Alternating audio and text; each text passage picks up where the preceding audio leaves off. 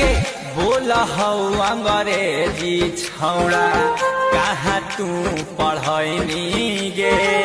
कौची खाके गोरे गोरे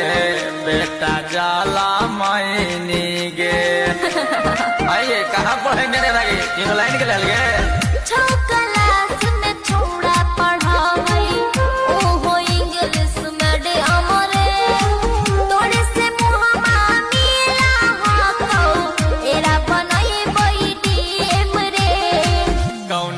छतर में होला बुतारुआ